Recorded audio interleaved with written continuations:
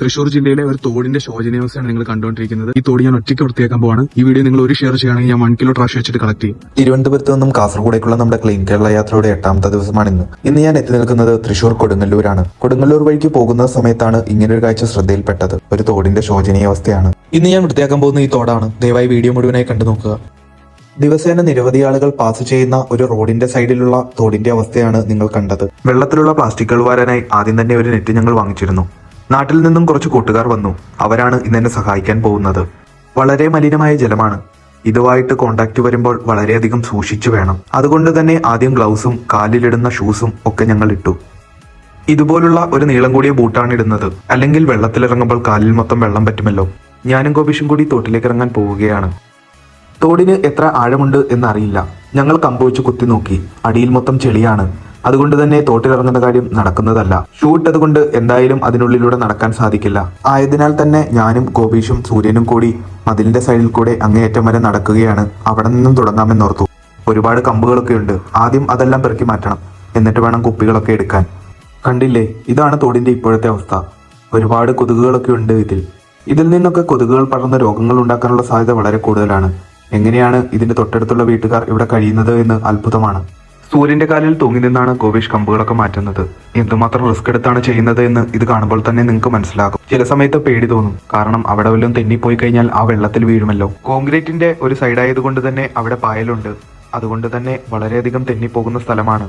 എങ്ങനെയൊക്കെയോ ഗോപീഷ് അവിടെ ബാലൻസ് ചെയ്ത് നിന്ന് അവിടുത്തെ കമ്പുകളെല്ലാം മാറ്റി തന്നു. അതിന്റെ ഇടയിൽ അപ്പുറത്തെ വശത്ത് നിന്നും ഒരു അപ്പൂപ്പൻ വന്ന് എന്താണ് സംഭവം എന്നൊക്കെ ചോദിക്കുന്നുണ്ട്. പുള്ളി ഓർത്തത് ഞങ്ങൾ മീൻ പിടിക്കാൻ വന്നതാണ് എന്നാണ്. കുറേയധികം പിള്ളേർ ഇവിടെ വന്ന് മീൻ പിടിക്കുന്നുണ്ട്. മീൻ പിടിച്ച ശേഷം അവർ വഴിയരികിൽ കൊണ്ടുപോയി വിൽക്കുന്നു. തൊട്ടപ്പുറത്ത് ഹൈവേ ആണ്. ഇതെല്ലാം അറിയാതെ അവർ അത് വാങ്ങിക്കൊണ്ടുപോയി നല്ല സ്വാദിഷ്ടമായ ഭക്ഷണം ഉണ്ടാക്കി കഴിക്കുന്നു. എന്തവസ്ഥയാണല്ലേ. ഗോപീഷ് ഇപ്പുറത്തെ വശത്തേക്ക് വന്നു. അവൻ വലിയ വലിയ കമ്പുകളൊക്കെ പൊക്കിത്തരുന്നുണ്ട്. ഞങ്ങൾ എല്ലാവരും ചേർന്ന് അത് വെള്ളത്തിൽ നിന്നും പതിയെ എടുത്തു മാറ്റുന്നു.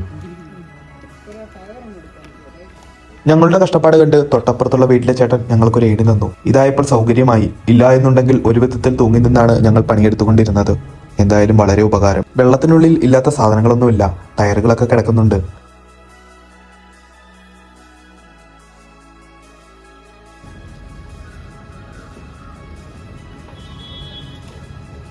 കുറച്ചു കഴിഞ്ഞപ്പോൾ സൂര്യനും കൂടി വെള്ളത്തിലിറങ്ങി.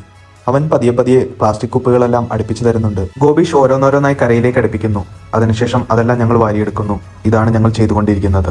ഇത് നമ്മൾ ചിന്തിക്കുന്ന പോലെയല്ല. ഒരുപാടധികം സാധനങ്ങളുണ്ട്. അതുകൊണ്ട് ഞാനും ഒരു വിധത്തിൽ അങ്ങോട്ടിറങ്ങി. എങ്ങനെയാണ് അവിടെ ഹോൾഡ് ചെയ്ത് നിൽക്കുന്നത്. ഒന്ന് കാല് തെറ്റിക്കഴിഞ്ഞാൽ ആ വെള്ളത്തിൽ വീണു. ആ വെള്ളത്തിൽ വീണ് കഴിഞ്ഞാൽ പിന്നെ ഒന്നും പറയേണ്ടതില്ലല്ലോ. എന്തുമാത്രം വേസ്റ്റ് ആണ് ഇതിനകത്തുള്ളത് നിങ്ങൾക്ക് അറിയോ. ഈ മതിലെ തൂങ്ങി നിന്നിട്ടാണ് ഞാൻ ഇതെല്ലാം പെറുക്കുന്നത്. കുറച്ചുള്ളെന്ന് ഓർത്ത് ഇറങ്ങിയതാണ്. പക്ഷെ ഇതിനകത്ത് മുഴുവൻ വേസ്റ്റ് ആണ് കിടക്കുന്നത്. എപ്പോൾ തീരുമെന്ന് അറിയത്തില്ല. എന്തേലും ആഴം ഉണ്ടെന്ന് അറിയത്തില്ല. ഇതിനകത്ത് ഇറങ്ങാൻ പറ്റത്തില്ല. വെറും ഏണി വെച്ചിട്ടാണ് ഇത്രയും കാര്യങ്ങളെല്ലാം ഞങ്ങൾ ചെയ്യുന്നത്. ഒരുപാട് കഷ്ടപ്പെടുന്നുണ്ട്. ഇനിയെങ്കിലും ഇതിനകത്ത് ആരും വേസ്റ്റ് ഇടാതിരിക്കുക പ്ലീസ്. എന്റെ റിക്വസ്റ്റ്. കനാലിൽ കിടക്കുന്ന കുപ്പികളുടെ ഉള്ളിലൊക്കെ വെള്ളമാണ്. അതെല്ലാം കളഞ്ഞിട്ടാണ് ഞങ്ങൾ അത് എടുക്കുന്നത്. അതിൽ നിന്നും വെള്ളം കളയുമ്പോൾ ഉണ്ടാകുന്ന ദുർഗന്ധം ഭയങ്കരമാണ്. ഒട്ടും സഹിക്കാൻ പറ്റില്ല. അതുപോലുള്ള മണമാണ്. എങ്കിലും ഞങ്ങളത് കളഞ്ഞ് ഓരോന്നോരോന്നായി പെറുക്കിയെടുക്കുന്നു. ഉച്ചനേരമായതുകൊണ്ട് തന്നെ വല്ലാണ്ട് ദാഹിക്കുന്നുണ്ട്. വെയിലെല്ലാം മുഖത്തേക്ക് അടിക്കുന്നു. മതിലിൽ തൂങ്ങിയാണ് നിൽക്കുന്നത്. അതുകൊണ്ട് തന്നെ പെട്ടെന്ന് തന്നെ മടുക്കും. ഒരു വിധത്തിലാണ് വേസ്റ്റുകളെല്ലാം നീക്കം ചെയ്യുന്നത്. തോട്ടിൽ നിറയെ ചെടികളൊക്കെ വളർന്നു നിൽക്കുകയാണ്. അതെല്ലാം വെട്ടിമാറ്റണം. ഓരോന്നോരോന്നായി വെട്ടിമാറ്റിക്കൊണ്ടിരിക്കുകയാണ്. അവിടെ നിന്ന് വെട്ടാൻ പെട്ട പാട് പറയേണ്ടതില്ലല്ലോ. ഒരു വിധത്തിലാണ് വെട്ടുന്നത്. എങ്ങാനും കൈതെറ്റി താഴെ പോയി കഴിഞ്ഞാൽ തീർന്നു.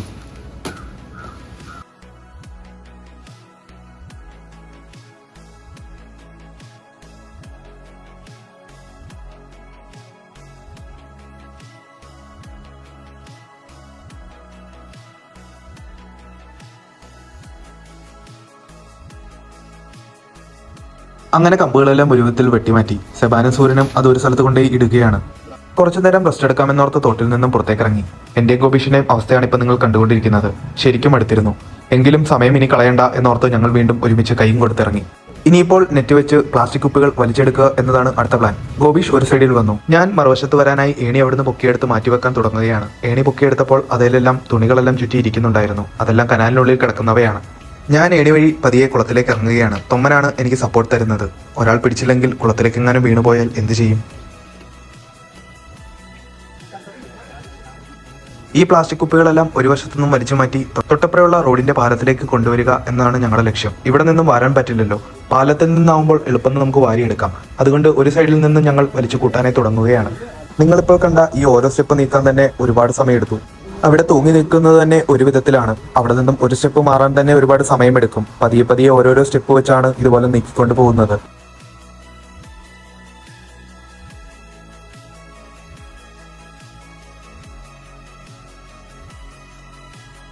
ഒരു സൈഡിൽ തൂങ്ങി നിന്ന് ഞാൻ ശരിക്കും എടുത്തു. അതുകൊണ്ട് ഞാൻ മറുവശത്തേക്ക് വന്നു. ഗോപിഷ് ഇപ്പുറത്തെ സൈഡിലേക്കും വന്നു.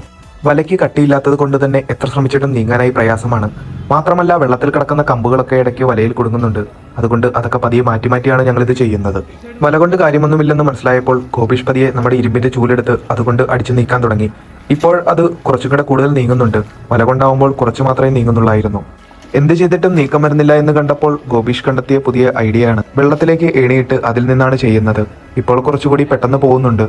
ഇങ്ങനെ മാത്രമേ ഇത് ഇവിടുന്ന് നീക്കം ചെയ്യാൻ പറ്റത്തുള്ളൂ. ഏണി ഇതുപോലെ തിരിച്ചും മറിച്ചുമിട്ട് പതിയെ മാത്രമേ ഇത് ചെയ്യാൻ സാധിക്കത്തുള്ളൂ. എന്തുമാത്രം റിസ്ക് എടുത്താണ് അവനിത് ചെയ്യുന്നത് എന്ന് നിങ്ങൾക്കിത് കണ്ടാൽ തന്നെ മനസ്സിലാകാം.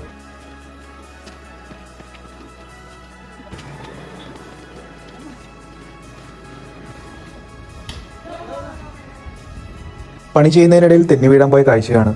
ഇത്രയും റിസ്ക് എടുത്ത് ചെയ്തൊരു കാര്യമായിരുന്നു ഈ തോട്ടിലെ ക്ലീനിങ്. ഞങ്ങൾ ഇതുവരെ ചെയ്തതിൽ വെച്ച് ഏറ്റവും റിസ്ക്കും ഏറ്റവും സമയമെടുത്തതുമായ ഒരു പരിപാടിയായിരുന്നു ഇത്. എന്നിട്ടും നീങ്ങുന്നില്ല എന്ന് കണ്ടപ്പോൾ വലിയൊരു ഓലമടലും എടുത്തുകൊണ്ട് സനൽ വന്നു. അത് വെച്ചാണ് ഇപ്പോൾ ഞങ്ങൾ നോക്കുന്നത്. എന്നിട്ടും വലുതായിട്ടൊന്നും നീങ്ങുന്നില്ല. കാരണം അത്രമാത്രം വേസ്റ്റുകൾ അതിന് മുകളിൽ പൊങ്ങിക്കിടക്കുന്നുണ്ടായിരുന്നു. അടുപ്പിച്ച വേസ്റ്റുകൾ പതിയെ പതിയെ ഞാൻ വാരാൻ തുടങ്ങി.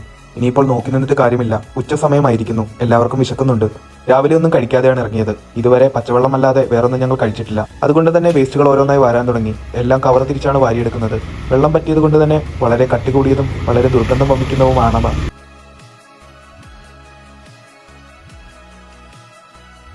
ഇനിയിപ്പോൾ എന്റെ ഗ്ലൗസ് ഊരി നിങ്ങളെ ഞാൻ കാണിച്ചു തരാം. ഇതിനകത്ത് നിങ്ങൾ കാണുന്നത് വെള്ളമല്ല, വിയർപ്പാണ്. ഒരു തുള്ളി വെള്ളം പോലും എന്റെ ഗ്ലൗവിനകത്തേക്ക് വന്നിട്ടില്ല. ഞാനും ഗോപീഷും അടുത്തതുകൊണ്ട് സൂര്യൻ ബാക്കി ഇറങ്ങി ഫിനിഷ് ചെയ്യാമെന്നോർത്തു. തൊമ്മനുമുണ്ട് സഹായിക്കാനായി.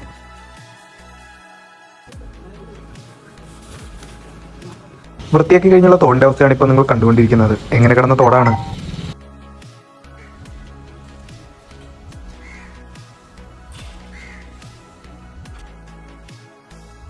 പരിപാടികൾ ഏകദേശം ഫിനിഷ് ആയിരിക്കുന്നു. ഇനി ഞങ്ങൾ റൂമിലേക്ക് പോവുകയാണ്. എല്ലാവർക്കും മന്തി മേടിച്ചു കൊടുക്കാമെന്ന് ഞാൻ പറഞ്ഞിരുന്നു. ഇനിയിപ്പോൾ പോയി എന്തെങ്കിലും കഴിക്കണം. വീഡിയോ ഇഷ്ടമായെങ്കിൽ ഫോളോ ചെയ്യുക. അടുത്തത് ക്ലീൻ ചെയ്യാനുള്ളത് പാലക്കാടാണ്.